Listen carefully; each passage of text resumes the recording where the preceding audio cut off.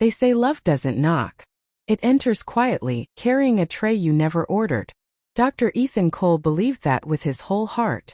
At 38, Ethan was one of Chicago's most respected cardiologists. Awards lined his office walls, patient thank you notes filled his drawers, and yet every evening, he went home to a silent apartment overlooking Lake Michigan. He had everything people admired, but nothing that warmed him. His wife Lily had died 5 years earlier from a sudden stroke. One moment she was laughing in their kitchen, the next she was gone. Since then Ethan lived like a machine. Wake up, save lives, come home, repeat. Love, he decided, was a risk he could no longer afford. Across the city, in a modest neighborhood near Oak Park, Maya Reynolds lived a very different life. At 35, Maya worked as a hospital catering supervisor. She wasn't a doctor. She didn't wear a white coat. She served meals, silver trays pushed through long hallways, but she carried kindness the way others carried credentials. She was also a single mother. Her 10-year-old son Noah was her entire world. After her husband walked out years ago, Maya learned how to survive on her own.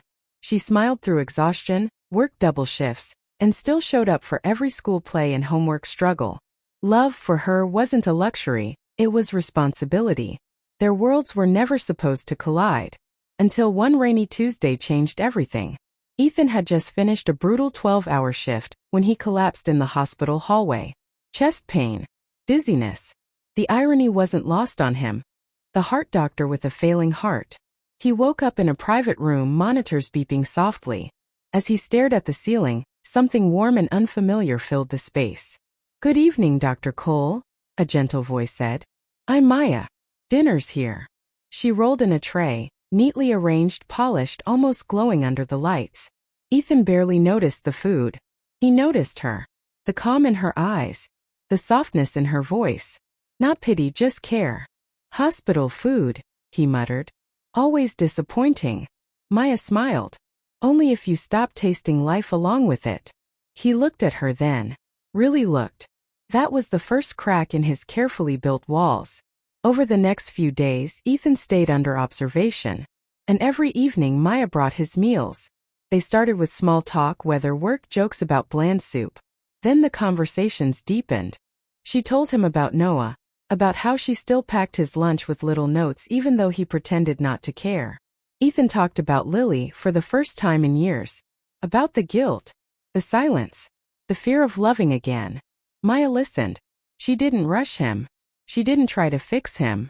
And that somehow healed him more than any medication. But life doesn't let happiness come easy.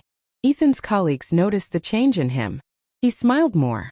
He stayed late just to walk past the catering station.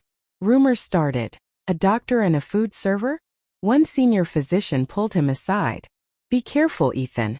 Don't complicate your life." Maya felt it too. Nurses whispered.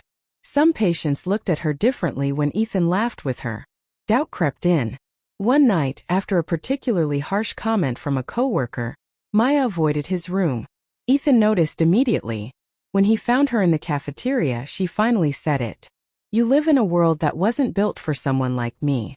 Ethan's heart, recently fragile, ached again.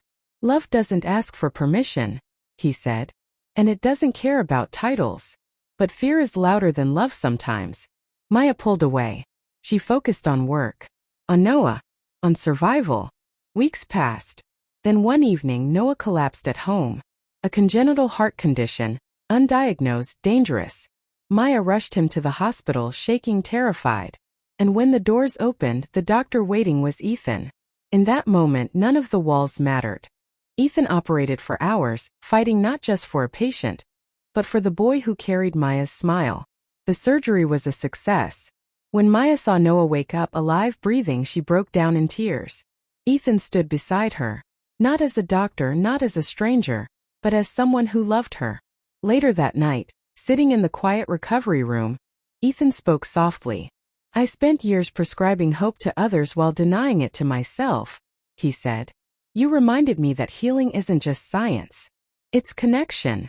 Maya took his hand. "And you showed me that love doesn't have to be chosen from fear."